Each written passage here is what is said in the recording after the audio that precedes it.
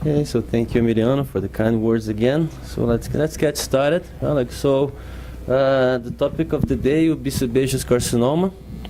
But let's first talk a bit about where I come from and where I've been trained and where I work nowadays.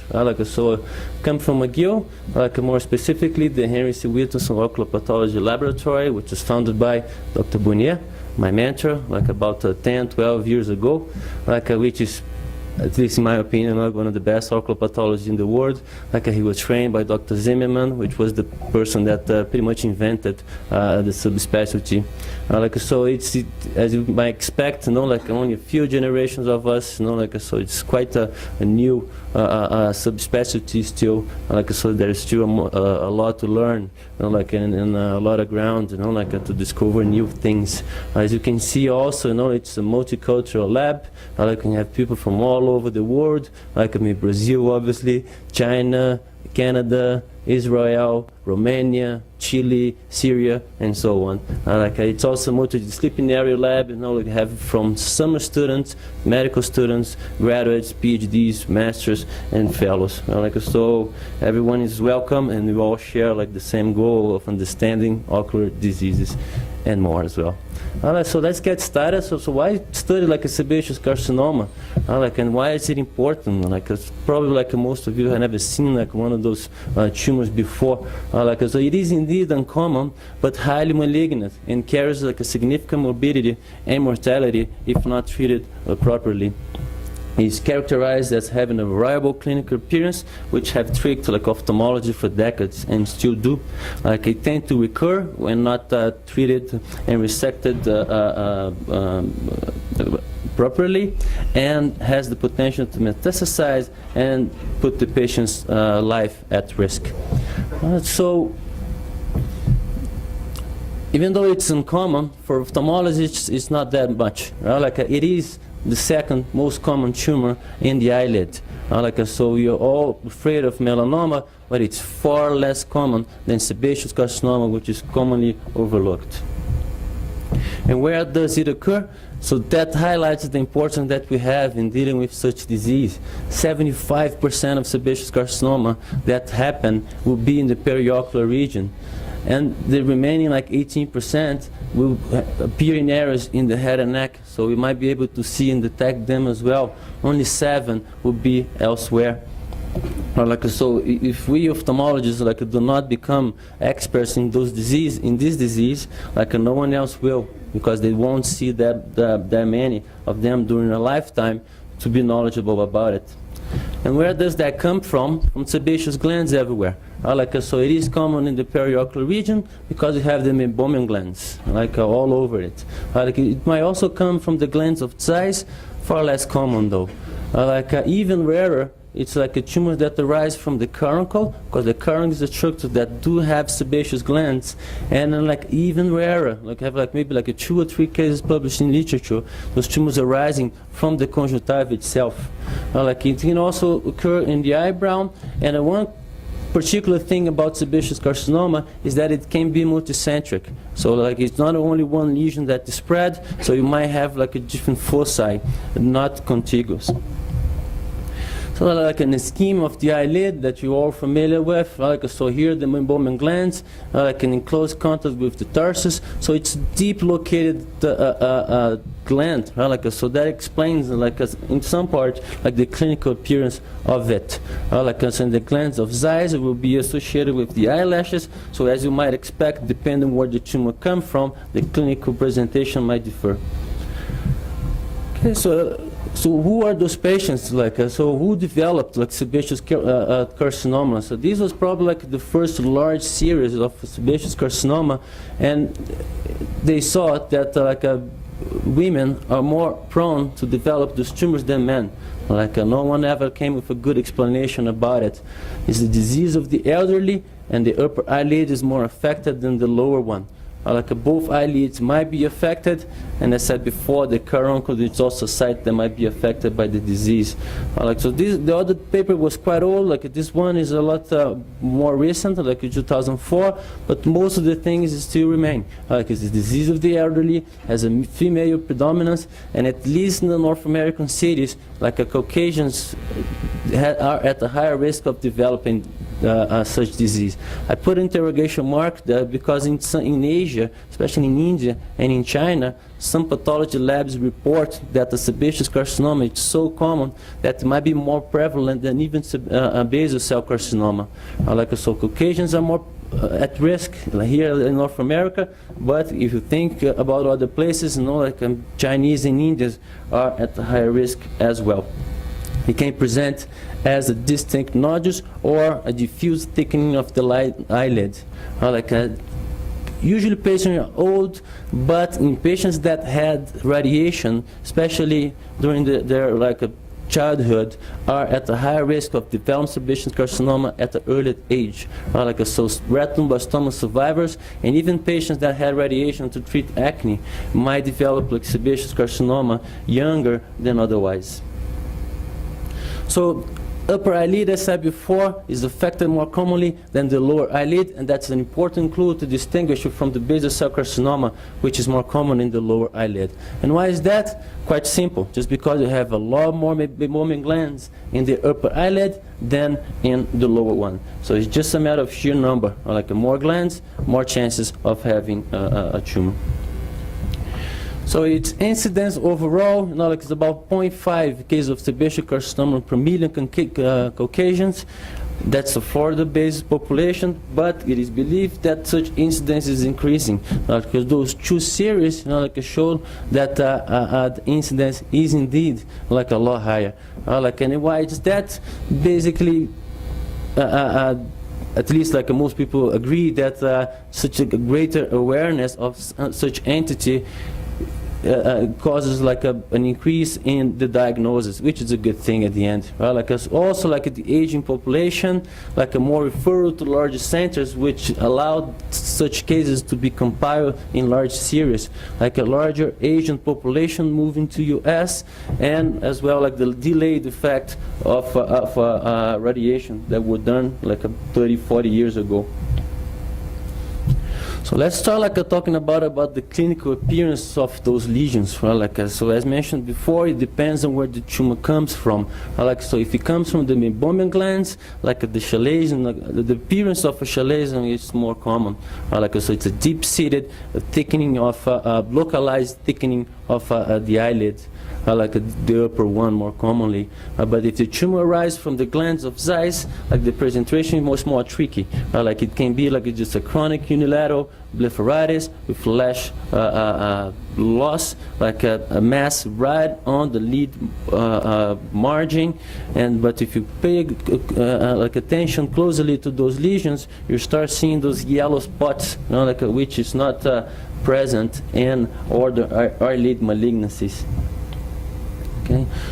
So if you have a problem diagnosing those tumors, don't worry, you're not alone. It is elusive tumor. It has been described as presenting as this masquerade syndrome, mimicking other more benign entities like conjunctivitis, chalazion, blepharitis, and so on. And then look at that, the time to diagnosis, in average, at least in the past, those patients take 3 years to receive a diagnosis. They are treated with corticoids. They are treated by blepharitis before someone decides to make a biopsy, and confirm it. So when you see a case there refer to tertiary centers, the reasons for diagnosis are as diverse as you can think of.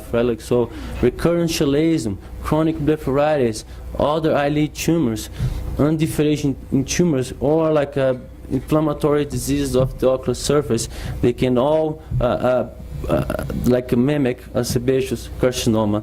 And that also highlights the importance of discussing that kind of tumor, because this is not an entity to be seen and known only by ocular pathologists, oncologists, or oculoplastics. Those diseases are seen by any general ophthalmologist.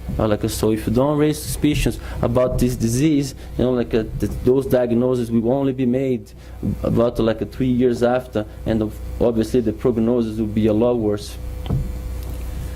Okay, so when we evaluate those patients, those are things to pay attention on. So pay attention on the lid margins. So chronic inflammation and thickening with loss of lashes and yellow deposits in the light lid mesh. It's quite concerning. Especially, if you have an unilateral blepharitis or conjunctivitis in a node patient, and especially if that kind of entity is being refractory to treatment. So don't forget to invert the eyelids.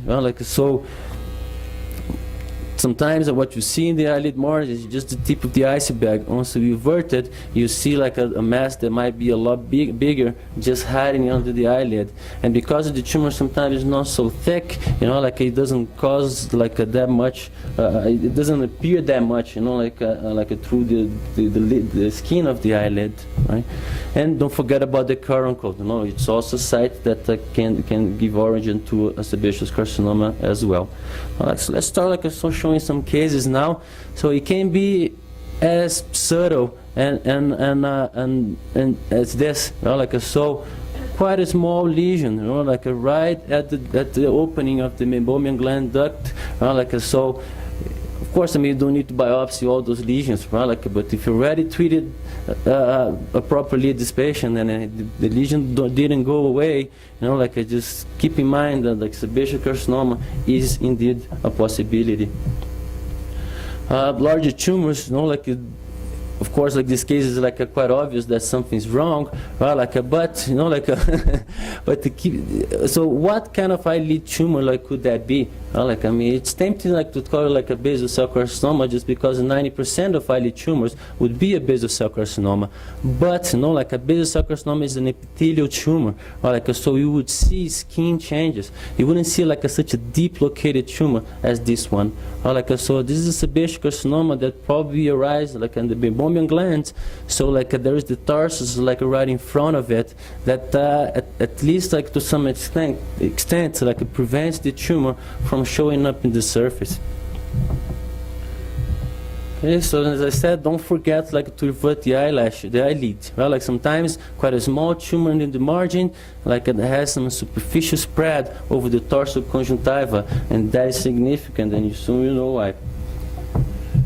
So what to do? The management itself, it's not that different, that different from other eyelid malignancies. Margins are important. So as this study here showed, if you do a thin margin, 1 to 3, about a third of those cases recur. But if you do wider margins, the rates of recurrence are a lot less.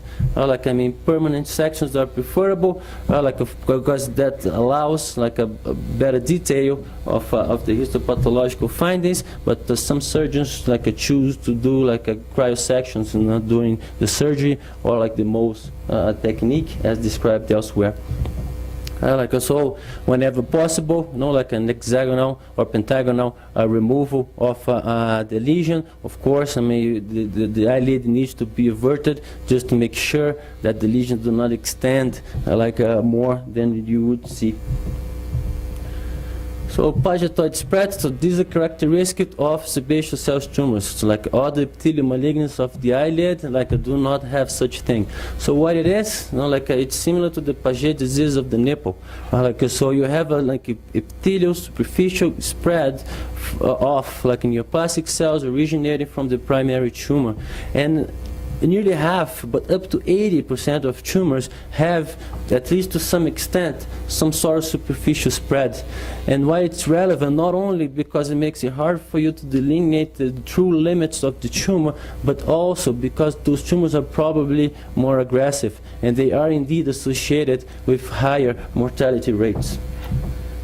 Okay, and then how to approach like this issue of Pagetoid spread. You can't see by eye, so like map biopsies are indicated.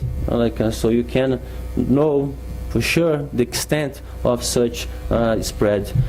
So when to do it, how to do it.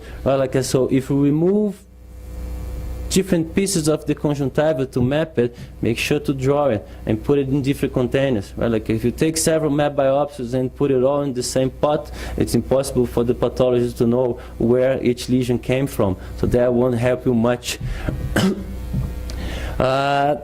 Usually those decisions to do map biopsies or not are taken on an individual basis. Like if the lesion it's kind of small and limited, some surgeons might prefer to resect the lesion entirely, do an excision biopsy and do map biopsy at the same time, and then depending on the results of it, further surgery is planned. If the lesion is already quite large and a substantial removal and quite disfigurative technique is planned, you might want to do a map biopsy before, so then a definitive surgery might be planned. Another indication of doing map biopsies is the recurrence of a lesion, but no mass is detected, just a superficial spread, and then a map biopsy is useful for you to know what the extent of the conjunctival resection that that's going to be performed. So even in these cases, that has quite a substantial involvement of the lid, you can still do a surgical procedures that at the end, might give a quite acceptable cosmetic appearance, and more importantly, you might be able to save the patient's eye and also the sight. If surgery is not an option, there are other ways of treating Pagetoid spread. Surgical excision is still the standard, but cryotherapy has been proposed. It's highly effective, but it does have complications, like dry eyes, blepharon, all secondary to surface to scarring of the ocular surface. Mitomycin has been proposed recently, after it had been successful in treating all other diseases of the ocular surface. It was proposed to treat Pagetoid spread as well. Just remember, the mitomycin do not cross the basement membrane, so you can't use that to treat invasive lesions. The Pagetoid spread are confined to the epithelium, and they do respond quite well to the mitomycin. And also the good thing about using that, because it treats the entire ocular surface, areas that they're compromised, and then other areas that might seem benign, the drug is dispersed and treats pretty much everything. At the end of the spectrum, lesions that are more advanced, unfortunately, they're only treated by exenteration. So whenever tumor invades the orbit, no other treatment is useful no more. So if there is diffuse involvement of the upper and lower eyelids, there's no a reconstruction possible. So then the entire orbit has to be removed. And in cases where you have an extensive Pagetoid spread, you cannot do a conservative surgery also, and the whole thing needs to come out. So another advanced case here, obviously, see all this mass, under the eyelid, and when we revert it, things just get worse. No one can expect to do a conservative surgery here, and there is no other thing to do than to remove the whole thing. Those are the most dramatic specimens that we receive. Luckily we receive them no more than once a year or so. And it's becoming even rarer to receive those, because those sebaceous carcinoma is being treated a lot sooner than before. And to make matters worse, the patient goes through all that, and it probably won't change the prognosis, because the tumor had been there long enough, to spread cells elsewhere. So it's basically just a hygienic procedure. So orbital involvement, might happen in 6 to 45% of cases, and usually this is an indication of the exenteration. Those low numbers here are like more recent series. So things are getting better. So in 1998, it was the rates of exenteration was 23%, but recent series, I believe this is the most recent one, it has decreased to about 12%. Okay, so let's go to the lab now and see how those tumors look like. Well, so those lesions were removed. Well, so now it comes to the pathologist to confirm what it actually is. Like I said, those are the features that we look for. Well, vacuolated cytoplasm, which is representative of a lipid deposit that went away during the processing of the specimen. Pleomorphic cells, those tumors are more malignant than other eyelid cancers, namely basal cell carcinoma. So cells are round, sometimes polyhedral and show irregular shapes, they have a prominent nucleoli and several mitotic figures, a lot more than other malignant tumors of the eyelid. This is the normal gland, this is not a sebaceous carcinoma yet, but it's important to know what it's normal, for you to know when something is wrong. So sebaceous gland, so this is the appearance of normal sebaceous cells. The nuclei are benign, the nucleoli is barely visible, and the cytoplasm is loaded with those lipid deposits. Lipid deposits, you basically don't see anything at an H&E preparation, because during fixation and embedding in paraffin, the lipid goes away. And this is how a BCC looks like. So imagine one of those glands that would be here, like this one. So now is a lot more cellular, but the vacuolated cytoplasm is still present. And taking a closer look at it, you can see the prominent nucleoli, several mitotic figures everywhere, the vacuolated cytoplasm as mentioned before, and the nuclear pleomorphism. So see the size of the nuclei. So see how different it is from one to the other.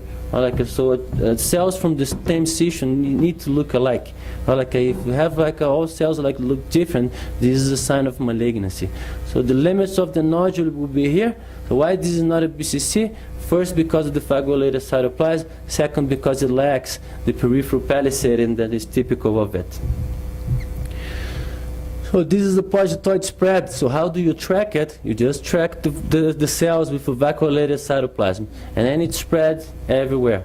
Centripetally, so it can spread over the skin. So this is the skin epithelium, keratin over here, and a lot of vacuolated cells. And then note how much inflammation you have in the underlying dermis. That explain why those Pagetoid spread is associated with significant inflammation. Pretty much the same thing that happens in the nipple, the Paget disease. So Pagetoid spread can also happen in the conjunctiva. So you see again the vacuolated cells and the inflammation right underneath. And then it can extend all the way to the cornea if left untreated. Those cells literally take over the entire ocular surface if nothing is done about it. So normal corneal epithelium over here, and you can see here the Pagetoid spread just taking over it. And right under, again, the inflammatory infiltrate. So that's an important to memorize those images, because next time you see a conjunctival conjunctivitis, associated with a sebaceous carcinoma, and then you know why. Okay, so just to kind of memorize those histopathological features of some eyelid diseases that often cause confusion, a normal sebaceous gland, and then a sebaceous carcinoma here a little bit different. Chalazion is an important diagnosis, so note the difference in appearance. Chalazion is a granuloma. So you have a central lipid and an inflammatory infiltrate surrounding it, but no malignant cells. And the BCC, as I mentioned before, the peripheral palisading, and then the cells look a lot more alike each other than the pleomorphism that is seen in the sebaceous cell carcinoma. So whenever the diagnosis is difficult, immunohistochemical markers might help. like a BRST, like 1 or 2, it's commonly used for breast cancer, but is commonly positive in sebaceous carcinoma as well. Like EMA and CAM2 are epithelial markers that are useful not only to confirm the diagnosis, but to exclude other eyelid malignancies. So we commonly use this panel, and depending on the result, like we can quite safely tell if it's a basal, a squamous, or a sebaceous carcinoma. There are other markers that they can be used as well, such as the BURP4, or like in other markers that are being studied as we speak.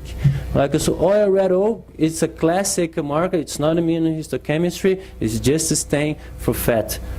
So it is classically used to diagnose sebaceous tumors, right? Because those are the only ones that produce fat. What's the problem of oil red O, and why we don't use it that much in the lab? Because those tissues needs to be frozen. They cannot be embedded in paraffin anymore, because all the fat would be gone. So you need to take the specimen before it goes to a routine processing, which is usually not the case. As I'm going to show pretty soon, less than a third of cases had been suspected before the specimen is sent to pathology. So when we diagnose a sebaceous carcinoma, for the most part, those cases had already been embedded in paraffin, and the oil red O staining is not possible to be done. Right? But if it is suspected, and if you have a frozen tissue, the oil red O helps a lot. So after removing, what happens? 80% of those recur. And usually that happens in average 21 months after treatment, but can happen as soon as 2 months after that. Such recurrence usually occurs at the same site of the primary tumor in 73% of cases, but can also happen in different locations. And that raises the question, would that be a true recurrence, or just a new foci of tumor, knowing that those sebaceous carcinomas are and can be multicentric. So what you do when you have a recurrence, you get another excisional biopsy, whenever possible, but you can also do other therapies. So if I say if it's an aggressive recurrence, you might not have other option then to do an exenteration.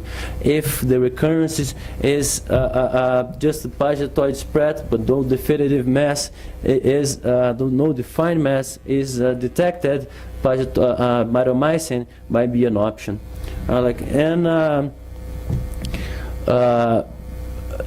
Sadly, those tumors do spread, and usually a lymphatic route, before it spread hematogenously, and whenever that happens, the average time between the first treatment and the appearance of lymph node involvement is 20 months.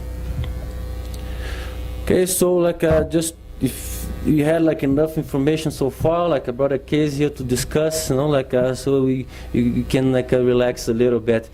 So I usually bring this case in when I talk about sebaceous carcinoma, because it exemplifies quite well, usually how the diagnosis of those lesions happen. Because this was a 73-year-old man, that had a tumor in 1999, which diagnosis was a carcinoma in situ. So that he presented again with a recurrent lesion 6 years ago. Previously, that lesion had been treated with excision and radiation, which already raised the flag there. A carcinoma in situ doesn't need to be radiated. So that's a clue that something else was happening. That he also had a diagnosis of adenocarcinoma of the colon. So bear with it. I'm going to explain why it's important in a couple slides.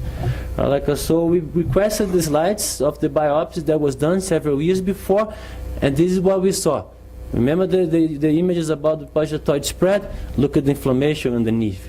And those cells they're much larger than the normal epithelial cells. And then they do have those vacuolated cytoplasm.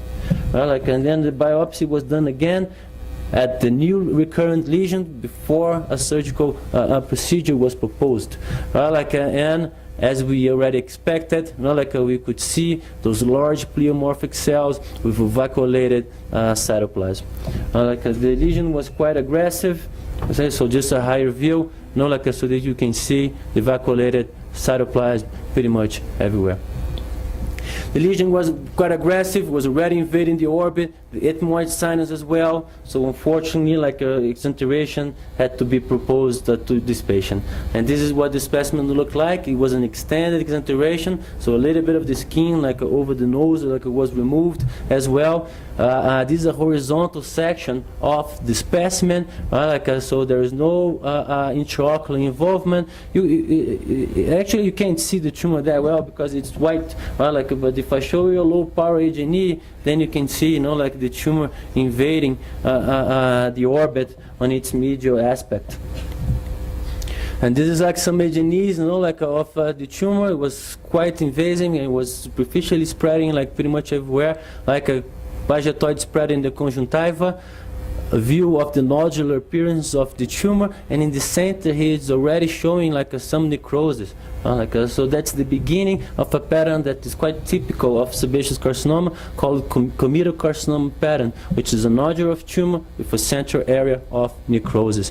And then some other pictures of different areas of the tumor, which shows like a constant feature, which would be like the vacuolated cytoplasm. But look at that, when you look like deeper in the orbit, there was some areas of the tumor that didn't look that much like a sebaceous carcinoma. And I brought like a picture here of one subtype of basal cell carcinoma, the Morphea type, and you can see that kind of look alike. But if you look closely, you can still see like the lipid deposit, spread over the tumor. So there was an indeed invasive tumor, invading like orbital structures as well. And look at that again. We even have palisading. If the entire lesion it's not studied, it's not surprising to imagine that the pathologist might call this tumor a basal cell carcinoma. Okay. So just to confirm, even though the diagnosis was already quite suggestive, we did perform the BRCT1 in this patient, which as expected was positive, but we also did another immunohistochemical marker for this one, MSH2 and MLH1, which are markers for a Muir-Torre syndrome. So what are those two? This is a nuclear marker, by the way. It stains red. So Muir-Torre syndrome is an autosomal dominant disorder characterized by sebaceous gland tumor, benign or malignant, associated with keratocontomas and visceral malignancies. So why those families have tumors? Because they have germline mutations in DNA mismatch genes, which are those two, that make them vulnerable to several sorts of malignancies. And then this study from Italy studied several lesions removed from patients that had Muir-Torre syndrome and compare with a sporadic group, and they did show that patients on the Muir-Torre syndrome group had more sebaceous carcinoma than the normal population, and that difference was indeed statistically significant. Okay, so as you might have concluded for now, the diagnosis is difficult, so don't feel bad if you have problems diagnosing it. Everyone else does, so just reviewing that, why? Patient's symptoms initially are quite mild. It might be just a conjunctivitis. It might be a blepharitis that you've been trying to treat with simple eyelid hygiene. So most clinicians are inexperienced because you don't see that lesion that often. And that will trick you because sebaceous carcinoma mimic other diseases. But when you send that specimen to pathology, we encounter another problem there. Because pathologists are also inexperienced with such disease. It's almost confined to the eye. It doesn't happen elsewhere. So if the ophthalmologist does not diagnose and doesn't send that to pathologist, there's no way the pathologist will ever be experienced in such disease.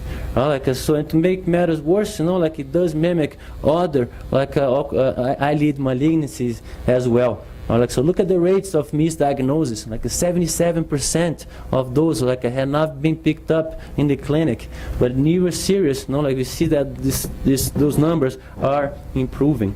Like, so when we put like all series that have been published like in literature, not all, but I mean most of it, like we see like on the first one, 0. Like all the sebaceous carcinoma that were included in the series had not been diagnosed clinically.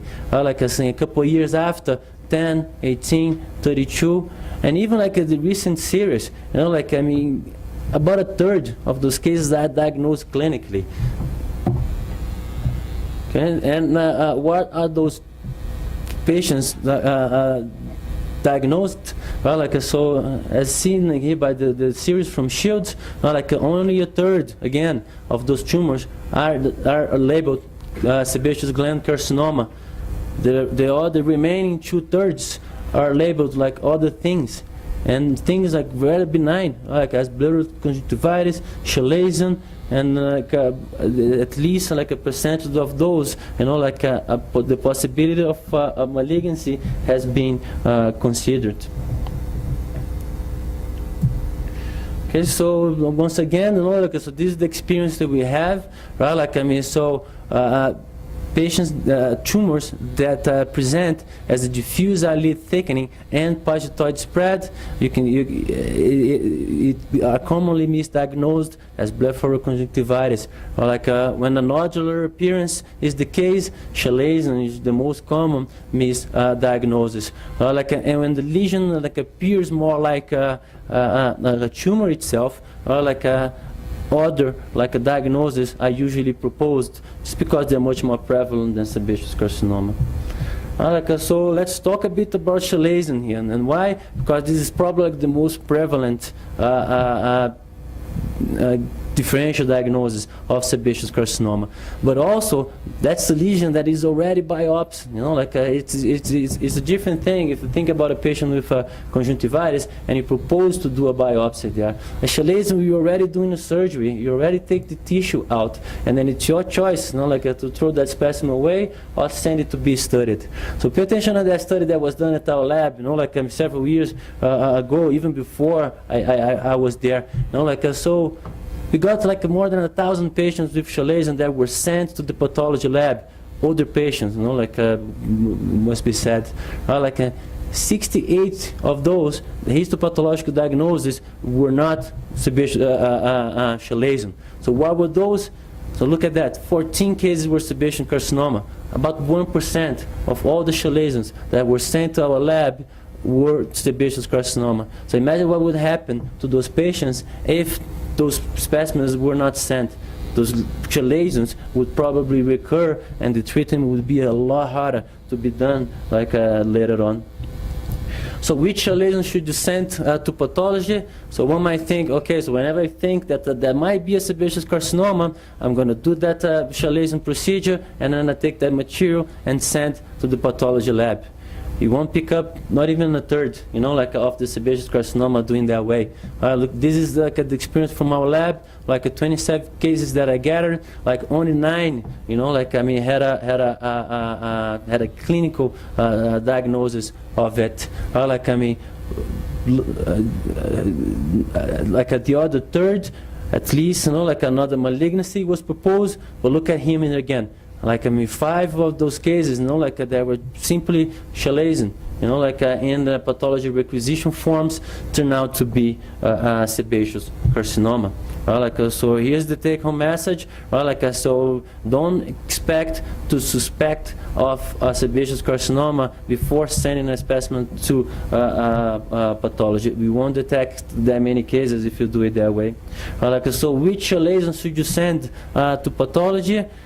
As a pathologist, I might say, like, I mean, what the hell, all of them, like, I mean, but, like, they might not be cost effective, like, and then I agree with that kind of argument, like, and evidence in literature supports that case as well.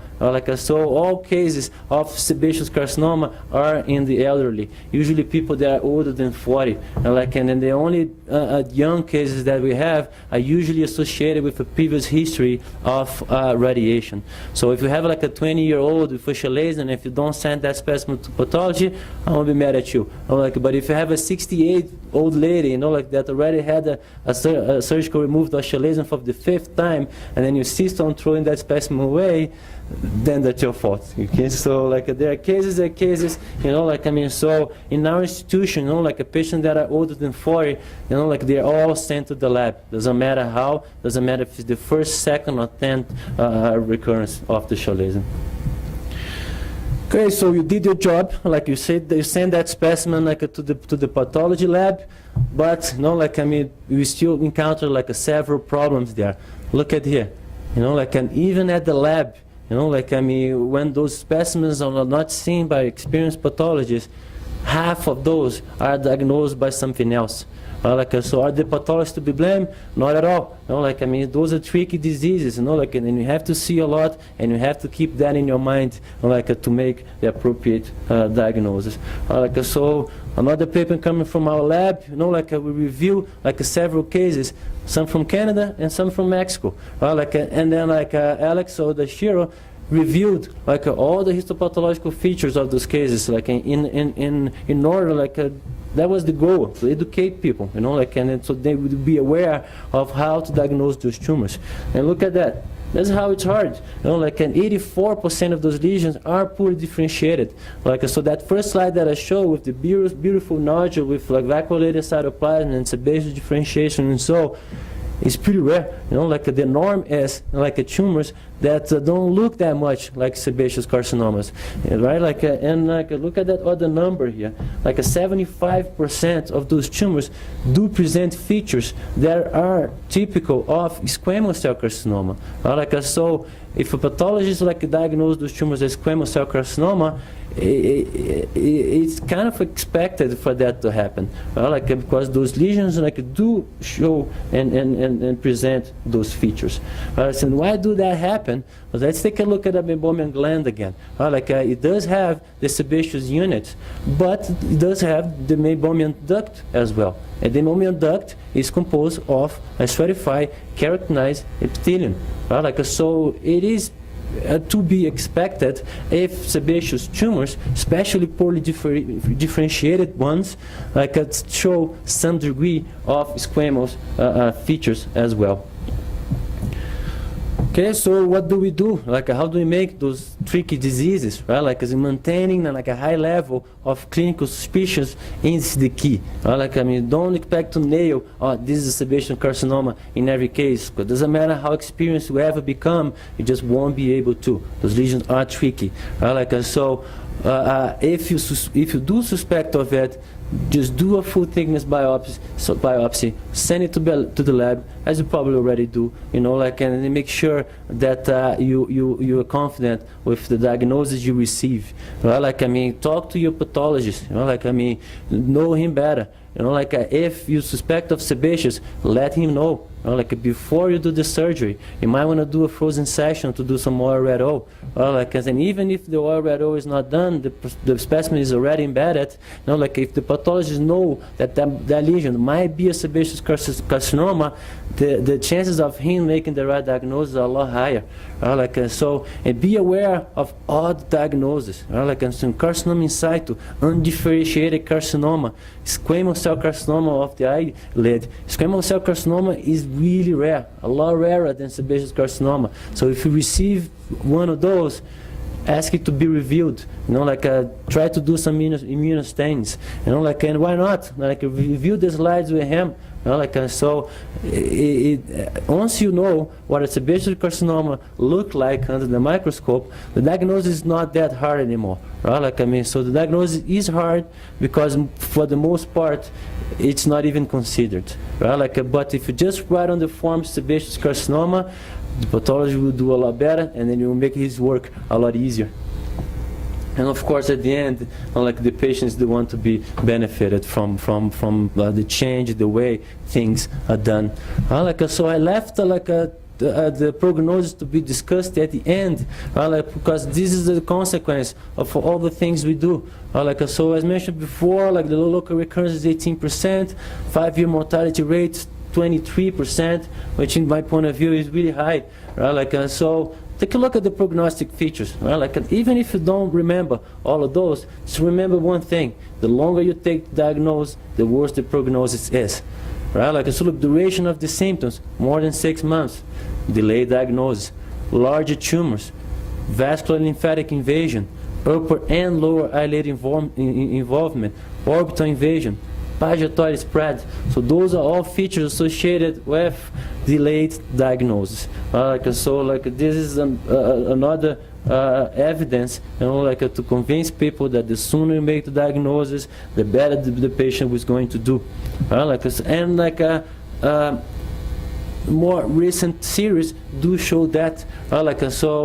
Again, like this series that I mentioned before, that was published in 2008, 80% of the tumors were managed by just a local excision. That's pretty good. And the mortality rate, it's 60.7%, lower than the 23% that I showed before. And look at that. The rates of recurrence are lower when you make the diagnosis, within 6 months, as from the time that the symptoms appeared. If you wait longer than that, the rates of recurrence are up to 3 times as high. And the survival rates also change. The first series in 1968, 30% of death, but newer series, like the one showed before, was 6%, Shields 6% as well. The one a bit older, 9%. So those are numbers that we can live with. Those are not accepted anymore. Okay, so that's the kind of sebaceous carcinoma we want to see, and that's the way we want to deal with it. Those tumors, deep-seated, kind of yellow, you see, you invert the eyelid, and then you see that they are a lot more extensive than you would think. Just by looking at it, a closer look at it, you see those all yellow deposits that are not seen in any other eyelid malignancy, and then the surgery can be properly performed, without the need of more extensive surgery, like in this case here. So if you leave tumors to be left untreated for that long, see, no eyelash at all. The conjunctiva is totally taken by the tumor, all the way to the fornices. The cornea is probably involved as well. There's really not much you can do for the patient anymore. Even if you perform exenteration, the survival rates won't change. The battle is lost at this point. So you don't want to leave things to get that bad. And it does. It's never too soon for you to jump in and make the diagnosis and propose an appropriate treatment, and it's never too late either. Let's see this case, a diffuse thickening of the eyelid. So at this point here, some surgeons would probably might be able to propose, the remove that superior eyelid and then do the surgery that I showed in the beginning of the class. But this patient refused treatment, and then was lost to follow up until he came back like this. So never assume that that tumor is already advanced, too advanced for you to do something. Those tumors do get worse. If left untreated. So you don't see that kind of thing. So just to conclude, so sebaceous carcinoma is a tricky disease. If when you do a biopsy in elderly patients, offer chalets, make it a biopsy. Don't throw it away. Team up with your pathologist, because you all share the same goal. The patient is to be benefited. You don't need to fight. So who is to be blamed?